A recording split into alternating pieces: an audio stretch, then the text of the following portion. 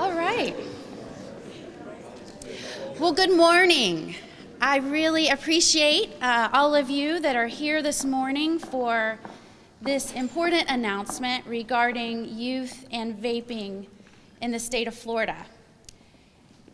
From my involvement with the opioid crisis as chair of the statewide task force, I can honestly say government must act quickly and with purpose and with urgency anytime we see a rapid rise in addiction which turns into an epidemic. As a mother, I refuse to sit back and watch while our next generation becomes addicted to another nicotine product. And as Attorney General, I refuse to do so. So today I am announcing an expansive investigation of over 20 vaping companies doing business in the state of Florida. We will focus on whether these companies intentionally targeted minors, whether their claims regarding health effects are based in reality, and whether or not they are using effective online age verification process. 8 in 10 middle school and high school students say they have seen online advertising for vaping products.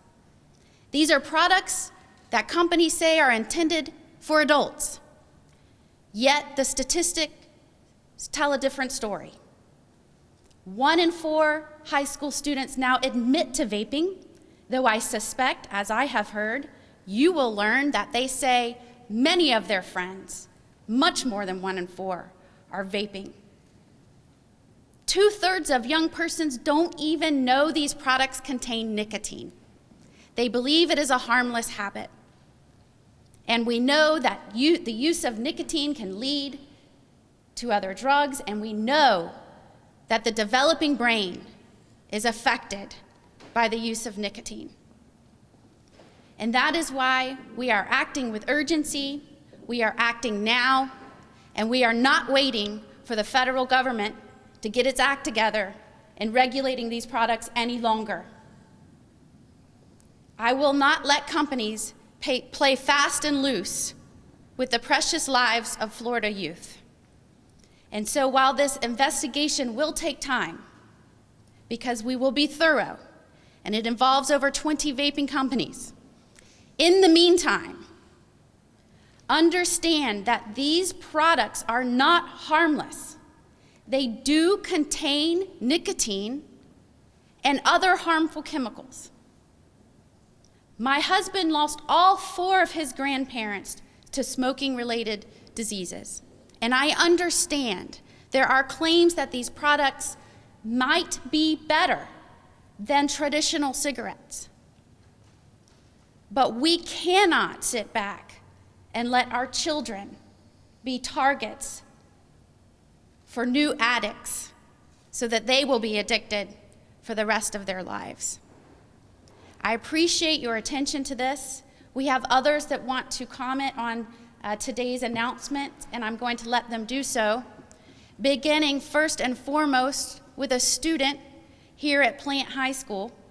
And I appreciate Plant for allowing us to be here today. I did not attend Plant, I did attend Plant City High School. And I am proud to say that one of the teachers that had a very meaningful effect in my life, in my junior high, is now a teacher here at Plant High School. And some might say he had a lot to do with this announcement today. So for what you do for the young people in our county, thank you, and thank you for allowing us to be here to make this important announcement. And with that, I'm going to call up Riley Schaffner to give some remarks. Hello. Here at HP Plant High School, vaping is an epidemic, with 1/4 of my fellow classmates regularly using e-cigarettes lured in by a variety of flavors. Nicotine has created a culture of addicted teens. In an effort to reverse peer pressure, we have organized a student-run campaign against vaping. hosting events on school campus to encourage healthy alternatives, provide a sense of community and inclusion. Many events on campus reward students for success, so we wish to create spaces that reward every student, enriching the fabric of our school with unconditional support.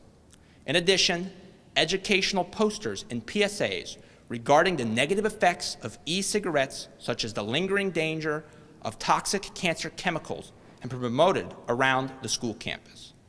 We hope to stem the tide that vaping has in our community and share information for successful ways to quit. Thanks to the support of HP Plant Administration and the PTSA, we will continue to fight from the front lines against teen vaping and a healthier tomorrow in Tampa Bay. Thank you.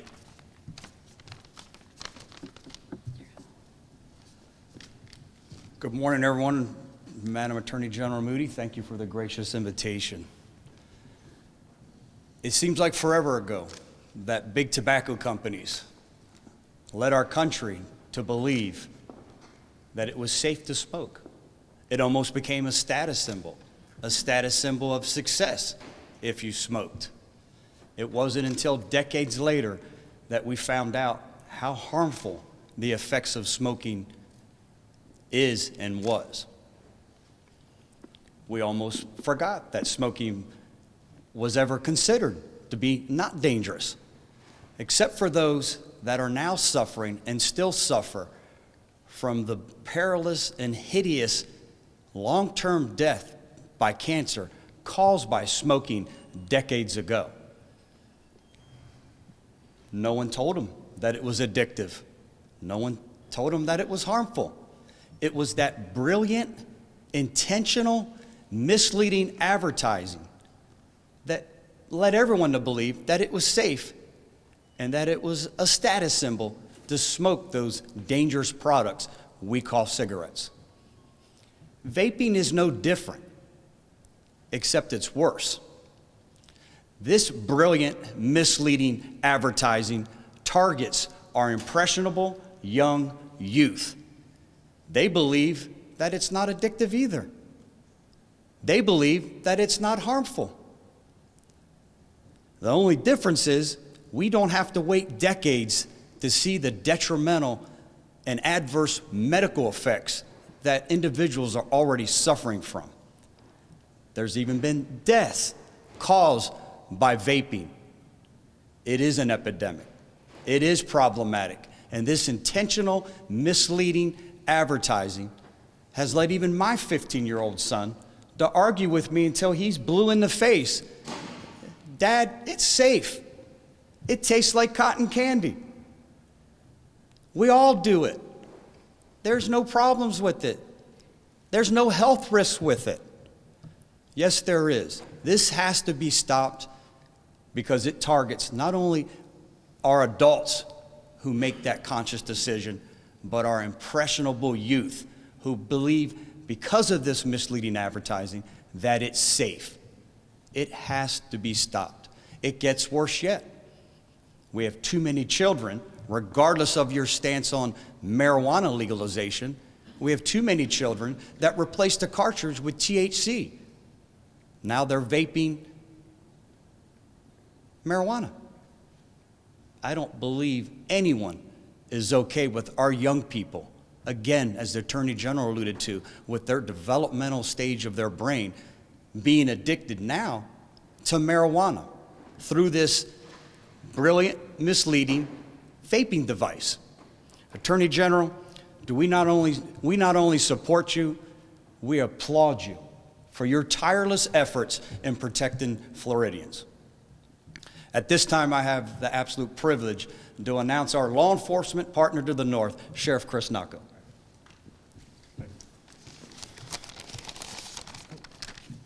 I actually got notes. So I want to, again, reiterate what Sheriff Cronster said. I want to thank General Moody. This is a critical issue.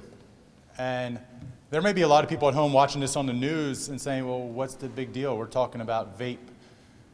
Well, I'll tell you how it'll hit home.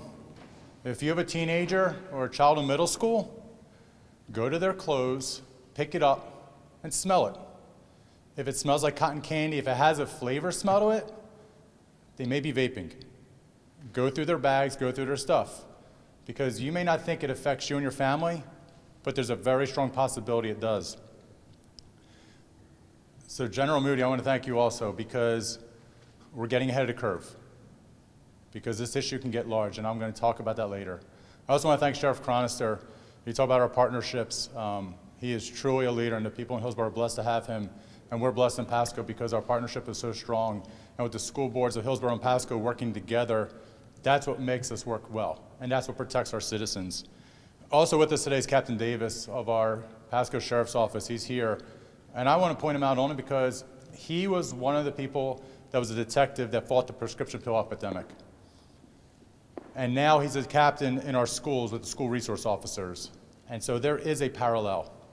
And I'm not going to stand here and say that the epidemic we're seeing with prescription pills and heroin is comparable right now to what we're seeing with vaping, but there are strong similarities. You know, one of the similarities, you see the speed of addiction. Look how fast the addiction of painkillers took our country. And if you don't believe there's an epidemic in vaping, ask any principal, ask any teacher, ask any school resource officer what the #1 issue they're seeing in the schools. It's vaping. We are creating a generation of addicts. We already know out there what pills did, prescription pills, the deaths and everything we saw. We are just in the beginning stages to see what vaping is doing in our communities. There's already deaths. The Bronx just had a 17-year-old die. You're seeing the deaths come apart. You're seeing people being rushed to the hospital, taking the vape through those pins, maybe with batteries, what chemicals they're putting in their body. The fear that we have, and I see in law enforcement, with vaping, is what's going to happen next. Because you're talking about teenagers. You're talking about people who don't have a lot of money, but now they've already been introduced to vape. Now they want that high continuously. If you're a teenager and you want that high, there's two ways, you're either looking for a stronger high or you're looking for a cheaper high. And look at the similarity with prescription pills. It went from prescription pills to heroin, back to heroin, which is opioids, and now it's fentanyl, which is made out of China and they ship here in the United States. So when teenagers are looking for that stronger high, that cheaper high, they're going to go in the black market. That black market will lead them overseas into places like China. If China's not afraid to send fentanyl to the United States and kill people, why do you think they care about vaping? They'll kill our teenagers again. It's all about profit, and that is the scary thing. In the 1990s, when prescription pills started, had we done something to curb it, we may have been in a lot better place than we are today. A lot more families would have been intact. A lot more parents would not have had to bury their own children, and something would have been done, and our society would have been better. A lot of people go back to it, will say, well, vape, you can't compare it to prescription pills. But I'm telling you right now, it is an epidemic. It is nowhere where we are with prescription pills, but it's coming. And so I want to thank General Moody, because at least we're doing something now than we sat on our hands in the 1990s. And Superintendent Eakins. Well, first of all, thank you very much, Attorney General, for your leadership on this issue, and welcome home to Hillsborough County. Good to be here. Well, I'd like to also thank our board members for being here today. We have our Vice Chair, Ms. Snively, Board Member Gray, and Board Member Hahn. Thank you for being here, and thank you for your leadership in Hillsborough County to support all of our students. I couldn't be more proud of Riley and students you see here today. This is what it takes. This is the effort it takes to ultimately overcome a challenge that we're facing in our schools with regard to vaping. Your leadership, your campaigning, your messaging to your peers is powerful. So I am very proud as superintendent. I know our board is very proud of you for your leadership in this effort. Over the years, tobacco use in our schools has increased. Last year, we had 680 tobacco incidents reported. That's almost double from the year before. We don't always separate out the different types of tobacco, but we know in listening to our principals and listening to our students, the rise is because of vaping and the use of e-cigarettes. At the beginning of this year, our administrators held student assemblies. They spent part of their time talking about vaping and how it can affect the students' future if they use it, and that sounds exactly what's happening here with our students and making sure they get that message out to their peers. We sent emails to all of our middle school and high school families with educational tools and pictures of what a vape pen looks like. We want our parents to have this information so they can have conversations with their children about making the right choice not to vape. I know that our sheriff, our amazing sheriff, we stood shoulder to shoulder earlier this year with our school board, doing this exact same message to our community about ensuring that we are on this, we're getting the message out, we're ensuring that everyone understands the dangers of vaping and e-cigarettes. We created a PSA that has been sent throughout our community and through all of our schools to make sure the message is clear. We know most of our students, here's the good news about Hillsborough County students, most of them make great decisions. However, those who are not need to understand there are serious consequences in the issue of vaping. We want to thank Attorney General Moody again for taking a hard stance on this issue for the health and the safety of the students in Hillsborough County. At this time, I'd call our Attorney General back up to take any questions. Thank you again for giving attention to such an important and worthwhile issue. As we move through this investigation, we will follow where the facts lead us. But this is a much needed, crucial step in ending this epidemic. Last year, we saw the greatest increase ever in the rise of teens addicted to a substance, and that was due to vaping. And so when I learned this as Attorney General, I immediately started planning a listening tour around the state so that I could meet with school leaders, parents, coaches, principals, and I will tell you more than once, I heard it was the worst thing that they have seen in their over 20 career as educators. One parent told me of a time she had to rush her daughter to the hospital after her daughter had vaped, not ever even knowing that her daughter had started vaping. And as you are well aware, hospitalizations due to nicotine poisoning and other causes have been taking place around the country. In Florida, we've seen 60 related illnesses related to vaping symptoms and at least one death. So I appreciate you being here. I appreciate you helping us get the word out. As we move through this investigation, I urge again all parents to talk to their children about the dangers of vaping to the developing brain, about how it can lead to other tobacco and other substance use. And I urge students, like the ones that are here with me today, who understand how prevalent it has become in our schools, to talk to your friends and tell them what a lifetime of addiction to a substance can look like and how easily one can become addicted to vaping products that are harmful to the developing brain. Thank you again, and I am more than happy to take any questions that you may have. Attorney General, have you subpoenaed any of these companies asking for documentation on their marketing practices, and have they complied with this? Yes, as part of our investigation that I am announcing today, we will be issuing requests for information for over 20 companies doing business in Florida, vaping-related companies.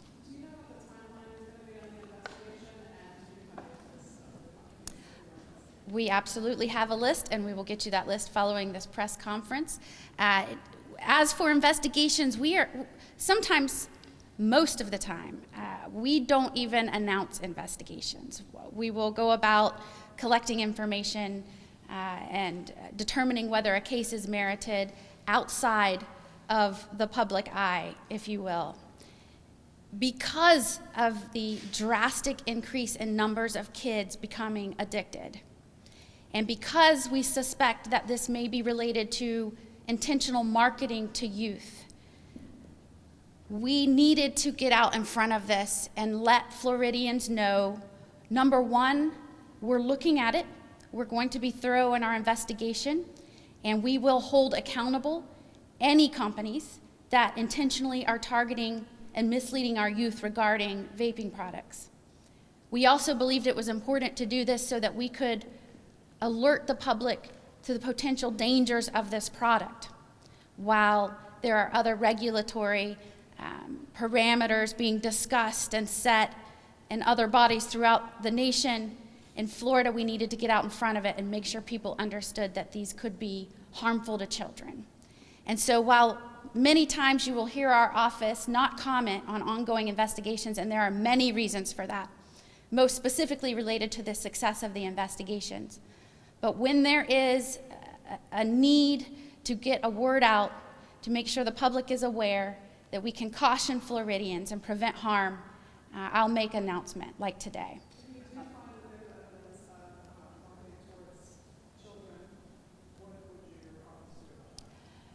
Well, there are different possibilities depending on what the evidence shows, but what comes to my mind first as a mother, as the Attorney General, is seeking action to enjoin irresponsible conduct that would seek to target our minors. How did you come up with a list of these companies, and have they already been notified? I mean, I noticed on the list there were a couple of companies that are in the Tampa Bay area, and a lot of them are outside of the state as well. Well, you're ahead of your colleagues. You already have the list. The companies that let me first by saying this may not be an exhaustive list of companies that we ultimately investigate. This is what our preliminary review has led us to in terms of requesting additional information. That is based on, certainly on reviewing some marketing materials that we have already received. It's also on my personal travel around the state and talking with educators and schools and seeing what's actually occurring within Florida.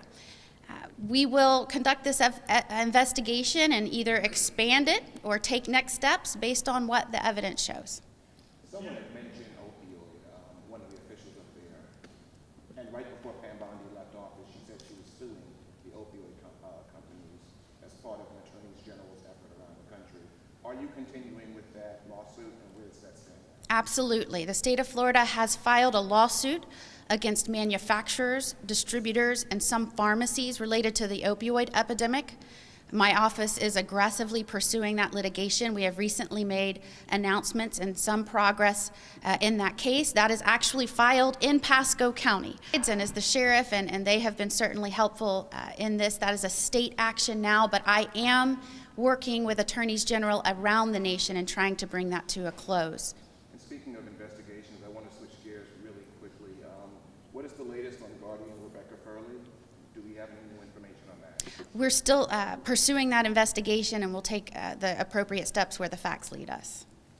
Do you expect this is an investigation where the remedies are going to be mostly civil, or would you say you have an expectation of possible criminal activity? So the initial requests for information are part of a civil investigative process. We are specifically concerned with marketing and the targeting of Florida youth. That said, as our investigation unfolds, the remedies we seek might expand beyond that, but right now I'm announcing a civil investigation pertaining to over 20 companies. Last question. Anything else? All right, thank you very much.